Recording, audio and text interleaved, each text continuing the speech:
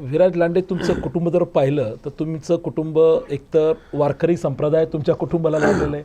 आजोबा पायवारी करायचे, विलास लांडे पायवारी, तुमचं संपूर्ण कुटुंब म्हणजे तुम्ही अध्यात्मात परवाच्या दिवशी तो 9 पादुकांचाही कार्यक्रम खूप मोठ्या प्रमाणात झाला, आपण तोही पाहिला.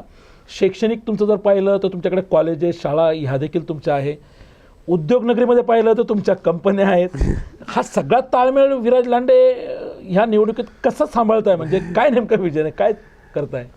मी मुळात तेच सांगतोय की जर तुम्ही फक्त निवडणुकीपुरतं राजकारण करत असेल तर म्हणजे तुम्हाला ह्या गोष्टीचा त्रास होतो. आम्ही 24 तास समाजाबरोबर आहे किंवा आमचे काका हे 24 तास लोकांमध्येच असतात. त्यांना काही असं नाही की बाबा मी आता एवढं हे झालं म्हणून मी कुठं हे करणार नाही, पण ते सातत्याने लोकांमध्ये असतात. आता आमचे वडील विश्वनाथ लांडे हे आमच्या आजोबांची जी दिंडी आहे डांगे पंच मंडळ त्याचे अध्यक्ष आहेत.